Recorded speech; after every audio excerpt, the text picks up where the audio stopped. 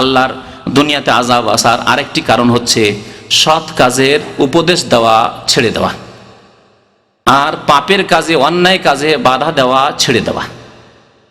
ভালো কাজের আদেশ দিতে হবে আর অন্যায় কাজে বাধা দিতে হবে, এটি হচ্ছে ইসলামের আদেশ। নিজে ঈমান এবং আমলের পরে ভালো কাজের আদেশ দিতে হবে, পাপ থেকে বাধা দিতে হবে। যদি না দেন আপনি, আর এই কাজটি আমরা দূরে, অনেক সময় দূরের কথা, আমার কথা শুনে হয়তো অনেকে চিন্তা করছেন তাহলে আমাকে যেতে হবে, গিয়ে পাড়ায় পাড়ায় যেতে হবে, আর সবাইকে বলতে হবে, আর শহরে যেতে হবে, যেখানে সেখানে যেতে হবে, এক দেশ থেকে এক দেশে যেতে হবে, এক শহর থেকে আরেক শহর, বাড়ি চিটাগাং চলে আসতে হবে ঢাকা, আর বাড়ি হচ্ছে বাংলাদেশ চলে আসতে হবে একবার ভারত বা সৌদি আরব, আর এসে মানুষকে ভালো কাজের উপদেশ দিতে হবে।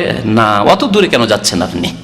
আল্লাহ বলছেন কু আনফুসাকুম ওয়া আহলিকুম নারা, তুমি নিজেকে বাঁচাও জাহান্নামের আযাব থেকে, শাস্তি থেকে, আর ওয়া আহলিকুম, তোমার পরিবারকে বাঁচাও। তাহলে ভালো কাজের উপদেশ দেবেন, অন্যায় কাজে বাধা দেবেন, প্রথম আপনার নিজেকে, আপনার স্ত্রীকে, আপনার ছেলে মেয়েকে। কারণ পরিবার গঠন হয়েছে এইভাবে, আপনি প্রথম আপনার স্ত্রী নিয়ে এসছেন, তাকে প্রথম আদেশ করবেন।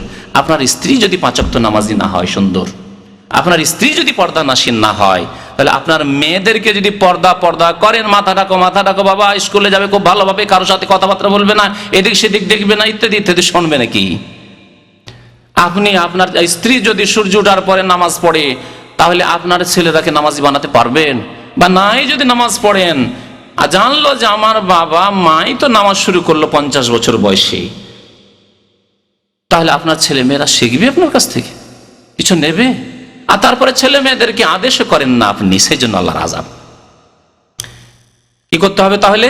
ভালো কাজের আদেশ দিতে হবে, ছেলে মেয়েদেরকে উপদেশ দিতে হবে, আর অন্যায় কাজে বাধা দিতে হবে। বাড়িতে আপনার ইন্টারনেট আছে, আজকাল ইন্টারনেট ছাড়া চলা মুশকিল আছে। বাড়িতে আপনার টিভি আছে, অনেকের জন্য জরুরি হয়তো মনে করছেন, কিন্তু সেটাকে কন্ট্রোলে রাখতে হবে। ইন্টারনেট আছে, আর আপনার টিভি আছে, আর আপনি ছেলে মেয়েদের খোঁজ খবর রাখেন না, কোথা থেকে সিডি নিয়ে এসে ভর্তি করে রেখেছে, বিছানার তলায় সিডিতে ভর্তি, সব ফিল্মের সিডি, উল্লঙ্গ ছবির সিডি ভর্তি করে রেখেছে, খোঁজই রাখেন না। ছেলে মেয়ে সম্পর্কে খুব ভালো দানা, আমার ছেলে মেয়ে ও ভালো, কারণ বাই বাই টাটা এসব বলতে পারে। আর আঙ্কেলরা আসলে একেবারে এত সুন্দর আপ্যায়ন করতে পারে, আঙ্কেল কেমন আছেন, আসুন আসুন আসুন, বাবার প্রয়োজনই হয় না ওখানে যাওয়ার। আঙ্কেলকে কি দিতে হবে না দিতে হবে, চা খাওয়াইতে হবে, কি করতে হবে, ওগুলো সব জানে। আপনার ধারণা আমার ছেলে মেয়ে এত আদব কায়দা জানে না, খুব সুন্দর, কিন্তু আপনার ছেলে মেয়ে যে ফিল্মে ডুবে আছে ওই 14 বছর 15 বছর থেকে, অন্যায় কাজে বাধা দেন না আপনি, ভালো কাজের আদেশ দেন না আপনি, সুতরাং আল্লাহর আযাব আপনার উপর, আপনার পরিবারের উপর আসবে। মানুষের কথা নয় শুধু, এটি আল্লাহর ওহীর কথা। নবী করিম সাল্লাল্লাহু আলাইহি ওয়াসাল্লাম ইরশাদ করেছেন, বুখারী শরীফে হাদিস রয়েছে এই মর্মে, তিরমিজি শরীফে হাদিসটি বিশেষ করে শোনায় এই বিষয়ের উপরে একেবারে খুব সংক্ষেপে এবং স্পষ্ট। নবী করিম সাল্লাল্লাহু আলাইহি ওয়াসাল্লাম বলছেন, ওয়াল্লাযী নাফসি বিয়াদিহি, সেই আল্লাহর শপথ করে বলছি যার হাতে আমার প্রাণ রয়েছে। ওয়াল্লাযী নাফসি বিয়াদিহি, কার হাতে প্রাণ রয়েছে? অর্থাৎ আল্লাহর কসম করে বলছি, আল্লাহর শপথ করে বলছি, লা তা'মুরুন্না বিল মারুফ, অবশ্যই তোমরা ভালো কাজের উপদেশ দেবে। ছেলে মেয়েদেরকে বলে বাবা নামাজ পড়ো 7 বছর থেকেই, 10 বছর হলে বাবা নামাজ পড়তেই হবে, চাপ দিয়ে নামাজ, সাথে চলো সাথে উজু করো, সাথে করে নামাজ, চাপ দিয়ে নামাজ পড়াইতে হবে, উঠাইতে হবে, ট্রেনে উঠাইতে হবে। 7 বছরে শুধু উৎসাহিত করবে নামাজের জন্য, কিন্তু 10 বছরে চাপ সৃষ্টি করে নামাজ পড়াইতে হবে। 11, 12, 15 হয়ে গেল, এখন বেনামাজি রাখাই চলবে না, কারণ ফরজ হয়ে গেছে, এখন সাবালক হয়ে গেছে, সাবালিকা হয়ে গেছে, সুতরাং ফরজ হয়ে গেছে, দিনের বিধিবিধান করাতেই হবে, না হলে চলবে না একসাথে রাখা। দুনিয়ার ক্ষেত্রে যদি ছেলে স্কুলে না যায় তো বাড়ি থেকে মেরে তাড়িয়ে দেবেন, কিন্তু নামাজ পড়তে যায় না, কি করব বলছি, ছেলেকে নামাজ পড়ে না, অনেক বলছি নামাজ পড়ে নাই, কিন্তু আপনার যদি কাজে না যায়, ছেলে যদি কাজ করা ছেলে হয়, তাহলে কাজে না যায়, খেতে দেবেন না তাকে, তোকে শুয়ে শুয়ে খাওয়াবো, কদিন শুয়ে শুয়ে খাবি? হ্যাঁ, নামাজের ক্ষেত্রে তো এই বাকভঙ্গিমা আপনার নেই। যদি স্কুলে পড়াশোনা করা বলে আমি স্কুল যাব না, রাখবো না এই ছেলে, এরকম ছেলেকে, যে ছেলে মূর্খ হয়ে থেকে আমি শিক্ষিত মানুষ আর আমার ছেলে স্কুলে যাবে না, মাদ্রাসায় যাবে না, রাখবোই নাকি, তাড়িয়ে দিবেন বাড়ি থেকে। একদিন যদি স্কুল না যায়, দেখেন কত কি করেন তার সাথে। আপনি শুনতে পেয়েছেন যে রাস্তা থেকে ফিরে চলে এসছে, কত মারধর করি আমরা। আর নামাজের ক্ষেত্রে না, হালকা ব্যাপার। তো ভালো কাজের যদি আদেশ না দেন তো আযাব আসবে, অন্যায় কাজে বাধা না দেন তো আযাব আসবে। বলছেন লা তা'মুরুন্না বিল মা'রুফ ওয়া লা তানহাউন্না আনিল মুনকার, অন্যায় কাজে বাধা দেবে। অন্যায় কাজে বাধা দেওয়ার তিনটি স্তর আছে, মনে রাখবেন, তিনটি স্তর আছে। প্রথম স্তর কি? বল প্রয়োগ করে বাধা দাও, শুধু হাত দাও, বল প্রয়োগ করে। ওই এমন হইতে পারে যে হাতের প্রয়োজন হয়, কিন্তু বল প্রয়োগ এমন চাপ সৃষ্টি করলেন যে নামাজ না পড়লে উপায় নেই, আমাকে সিডিগুলি ভেঙে না ফেললে উপায় নেই। জি, তো যাদের হাতে ক্ষমতা রয়েছে, আমার পরিবারের উপর আপনার পরিবারের উপর ক্ষমতা রয়েছে, যে ব্যক্তি রাষ্ট্রীয় ক্ষমতায় আছে তার রাষ্ট্রের উপর ক্ষমতা রয়েছে, তাহলে বল প্রয়োগ করে বাধা দেবে। এটি হচ্ছে প্রথম স্তর। যদি না পারেন, আপনি পারছেন না, আপনার মাশাআল্লাহ 40 বছর বয়স হয়ে গেছে বা 50 হয়ে গেছে, এখন বুড়ো হইতে চলেছেন, আর ছেলে 18-20 বছর, আরো রক্ত গরম ছেলে যদি আপনাকে একটু ধরে তো মেরে ফেলে দেবে, তাহলে কি জবরদস্তি নামাজ পড়াইতে পারবেন? যতটা আপনি পারেন এখন কথার দ্বারা।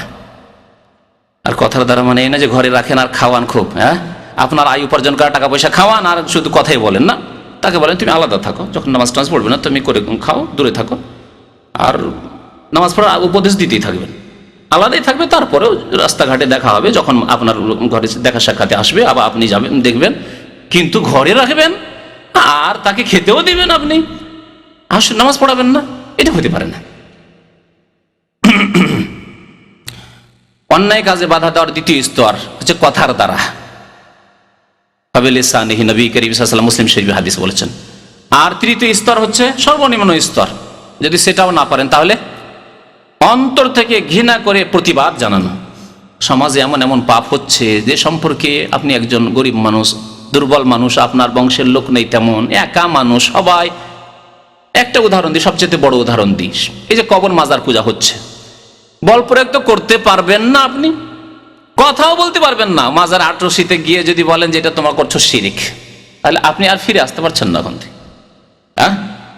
ফিরে আসতে দেবে?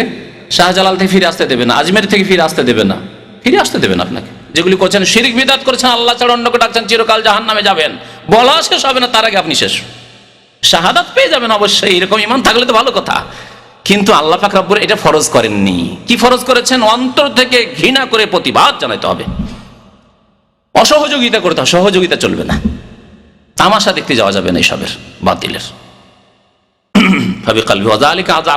এটি হচ্ছে সর্বনিম্ন ঈমান। সময় যথেষ্ট হয়ে গেছে, সুতরাং এখান থেকে শেষ করছি। আল্লাহ রাব্বুল আলামিন যেন আমাদেরকে নেক আমলের তৌফিক দান করেন, আল্লাহ আমাদেরকে আমাদের যেন গুনাহ খাতা আল্লাহ মাফ করে দেন, আল্লাহ পাক রব্বুল আমাদেরকে যেন সংশোধন করার তৌফিক দান করেন, আল্লাহ আমাদের দুনিয়াতেও যেন নিরাপদ রাখেন, আখিরাতেও যেন নিরাপদ রাখেন, জাহান্নামের আযাব থেকে আল্লাহ যেন আমাদেরকে মুক্তি দান করেন, আল্লাহ আমাদেরকে যেন জান্নাতুল ফিরদাউস দান করেন। আরও বেশ কিছু কারণ রয়েছে যেগুলির কারণে দুনিয়ার আযাব হয়, ইনশাআল্লাহ তাআলা সময় মতো আলোচনা করা হবে।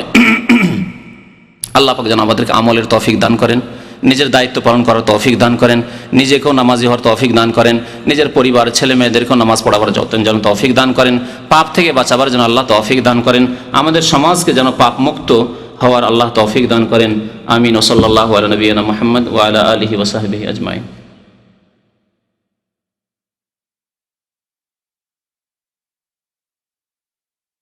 ভবিষ্যতে ভালো জীবন যাপনের আশায় ধন সঞ্চয় করা সম্পর্কে ইসলাম কি বলে?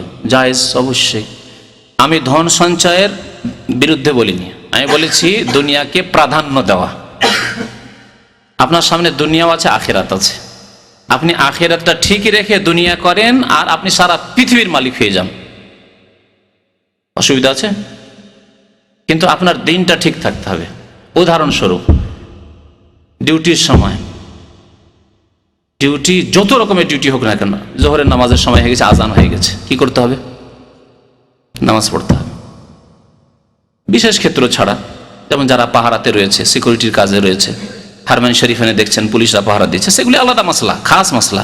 কিন্তু আপনার ডিউটি হাজার হাজার লাখ লাখ টাকার ব্যাপার স্যাপার, এখন আধা ঘন্টা যদি আমি চলে যাই দোকান বন্ধ করে, বড় বড় টাউনে সিটিতে যারা বাস করে, টেলিফোনে লাখ লাখ টাকার তাদের ব্যবসা বাণিজ্য হয়, এই 10 মিনিট নামাজ পড়তে যাবে, তাতেই হয়তো তার 1 লাখ টাকার ক্ষয়ক্ষতি হবে। 1 লাখ টাকা কেন, 1 কোটি টাকা ক্ষয়ক্ষতি হয়ে যায়। কিন্তু আজান হয়ে গেছে, দোকান বন্ধ, মসজিদে নামাজ পড়তে যাও, নামাজ পড়ে চলে আসেন। আল্লাহ তো বলছেন ইযা নুদিয়া লিস-সালাহ, নামাজের জন্য ডাক দেওয়া হলে কি করতে হবে? আল্লাহ যদিও বিশেষ ক্ষেত্রে জুমার কথা বলেছেন, কিন্তু শুধু জুমা নয়, 5 ওয়াক্ত নামাজের কথা, ফরজ নামাজের কথা। ওয়াজারুল বাই, ব্যবসা বাণিজ্য কাজকর্ম সব ছেড়ে দাও। ফাসআউ ইলা যিকরিল্লাহ, ছুটে এসো আল্লাহকে স্মরণ করার জন্য, আল্লাহকে স্মরণ করে এসো। ফাইজা কুজিয়াতিস সালাহ, নামাজ যখন শেষ হয়ে যাবে, আল্লাহ বলেননি যে নামাজ শেষ হওয়ার পরে মসজিদে বসে থাকো, নামাজ শেষ হলো এখন ছেড়ে দিয়ে 40 দিনের জন্য কোনো দেশে চলে যাও। আল্লাহ বলেছেন নাকি? আল্লাহ কি বলছেন? যদি এটি দিনের কাজ হইতো, খুব বড় কাজ হইতো, তাহলে বলতেন যে নামাজ শেষ হয়েছে, এখন নিজে তো নামাজ পড়া হলো, অন্যদেরকে নামাজ পড়াবার জন্য চলে যাও, 3 চিল্লাতে চলে যাও। বলেছেন নাকি আল্লাহ? আছে কোনো হাদিস এইরকম যে নামাজ টামাজ নিজে শেষ করে 1 চিল্লাতেই চলে যান? এরকম একটা হাদিস যদি আল্লাহর রাস্তায় কেউ দেখাতে পারেন, তাহলে আমিও আমল করবো, 1 চিল্লাত দেবো। তো কথা হচ্ছে যে আল্লাহ কি বলছেন? ফাইদা কুদিয়াতিস সালাতু ফান্তাশিরু ফিল আরদি, নামাজ যখন শেষ হয়ে গেল তখন পৃথিবীতে ছড়িয়ে পড়ো। ছোট পৃথিবীতে কেউ দোকানের দিকে, যারা দোকানে চাকরি করেন, যে ইসলামিক সেন্টারে চাকরি করে ইসলামিক সেন্টারে ছুটে আসেন, যিনি বক্তব্য করতে যান বক্তব্য করতে ছুটেন, আর যিনি ওয়ার্কশপে আছেন ওয়ার্কশপে টেকনিক্যাল কাজে আছেন টেকনিক্যাল কাজে ছুটেন, যে যেখানে আছেন, যিনি ক্লিনার আছেন ক্লিন করতে ছুটেন, কারণ আপনার নামাজ শেষ হয়ে গেছে, ফরজ নামাজ শেষ হয়ে গেছে। ফান্তাশিরু ফিল আরদ ওয়াবতাগু মিন ফাদলিল্লাহ, আল্লাহর অনুগ্রহ, আল্লাহ রুজি সন্ধান করো, না হলে এমনি বসে পাবে না। মসজিদে বসে থেকে, বাড়িতে বসে থেকে পাবে না তুমি। ওয়াজকুরুল্লাহ, সেখানে গিয়ে আল্লাহকে ভুলবেন না, কারণ আল্লাহকে ভুলে গেলে আবার পাপ শুরু হয়ে যাবে। গেলে যাওয়ার পরে দেখলে যে নির্জনে একটি সুন্দরী মহিলাকে দেখতে পেয়েছি, পাপে লিপ্ত হয়ে যাবে আবার। সেজন্য আল্লাহ বলছেন ওয়াজকুরুল্লাহ কাসীরা। দেখলে যেখানে একটা ভালো সুযোগ পাওয়া গেছে, কিন্তু ব্যবসাটি হারাম, সুদের ব্যবসা বা জুয়ার মতো ব্যবসা, না, চলবে না। আল্লাহকে বেশি বেশি স্মরণ করো, তাহলে তোমার দ্বারা গুনাহ হবে না। তাহলে দুনিয়া, যদি সারা দুনিয়ার আপনি মালিক হয়ে যান, সুলাইমান আলাইহিস সালামের মতো যদি বাদশা হয়ে যান, তবুও নাজায়েজ নাই। শুধু একটি দেশ, দুটি দেশ কেন, সারা পৃথিবীর যদি মালিক হয়ে যান, ওহদ পাহাড়ের সমান আপনার বাড়িতে সোনা দানা থাকে, তবুও হারাম নয়। কিন্তু শর্ত হচ্ছে আখিরাত ঠিক রেখে, পরকাল ঠিক রেখে, ফরজ ওয়াজিবটা ঠিক রেখে, সুন্নত ঠিক রেখে যথাসাধ্য, তারপরে আপনি দুনিয়া উপার্জন করেন এবং ভালো সৎ নিয়ত রাখেন। আবার আল্লাহর হক আদায় করে যাকাত দিতে হবে। যাকাত ছাড়াও যেখানে প্রয়োজন হবে দিনের খেদমতে, সেখানে দিতে হবে। আর আত্মীয় স্বজন যাদের হক রয়েছে, আপনার ওপর অধিকার রয়েছে, যারা গরিব রয়েছে, অভাবী রয়েছে, এতিম রয়েছে, বিধবা রয়েছে, তাদের দেখাশোনা করতে হবে। এই নিয়ত রাখেন, সৎ নিয়ত। আর আল্লাহর কাছে দুনিয়া তলব করেন না, কোনো অসুবিধা নেই। আল্লাহ তো বলছেন রব্বানা আতিনা ফিদ দুনিয়া হাসানা, হে বান্দা তুমি দোয়া করো যে আল্লাহ আমাকে দুনিয়ায় কল্যাণ দান করো। দুনিয়ার কল্যাণে কোটি কোটি টাকা নয় কি? অবশ্যই, কিন্তু সেটা প্রাধান্য পেলে হবে না। তার আসক্তি, মহব্বত, তার ভালোবাসায় সারা রাত যদি আপনাকে হিসাব করতে হয়, টাকা পয়সার হিসাব করছেন, বসে বসে ঘুমান না। সারা রাত টেলিফোন আসতে আছে, টেলিফোন অন করে রেখেছেন, কিসের জন্য? যে ব্যবসা বিজনেস, সারা রাত আমার কাস্টমাররা টেলিফোন করে, সেজন্য আপনি টেলিফোন অন করে রেখেছেন। কিন্তু ফজরের সময় যেমন আসলে রাত 3টার সময় অনেকে বিচে ঘুরতে যান, সারা রাত পড়ে থাকেন শুক্রবারের রাত্রে গিয়ে, আর ভোর 3টার সময় এসে বাসায় ঢুকলেন, ফজর নামাজ পড়লেন না। এদের জন্য দুনিয়ার আযাব আর আখিরাতের আযাব। কিন্তু আপনি বিচে যান, অসুবিধা নেই, বিচে যান, বিচ থেকে আসেন রাত 3টায়, আর বেশি সময় না, 1 ঘন্টা আমি ঘুমাইলে আর ফজর পাবো না, ফজর পড়ে শোন। আপনি বিচে যাওয়া আপনাকে হারাম বলছি না। দুনিয়ার জায়েজ আয়েশ আরাম করা, ভোগ বিলাস করাও হারাম নয়, আল্লাহ জায়েজ করেছেন। বরং আল্লাহ কোরআনে এই কথাও বলেছেন যে মুমিনরা বেশি হক রাখে, কাফেরদের ভোগ বিলাস চাইতে মুমিনরা দুনিয়ার জায়েজ ভোগ বিলাসের বেশি হক রাখে, অধিকারী। কারণ আল্লাহর নেয়ামত প্রথম মুসলিম মুমিনদের জন্য। জি, দিন ইসলাম অত্যন্ত সুন্দর দিন, কিন্তু আমরা বুঝতে ভুল করি অথবা আমল করতে ভুল করি, বুঝে আমল করি না। জি, বাস, আর কোনো প্রশ্ন নেই? সাল্লাল্লাহু আলা নবিয়িনা মুহাম্মদ ওয়া আলা আলিহি ওয়া সাহবিহি আজমাইন।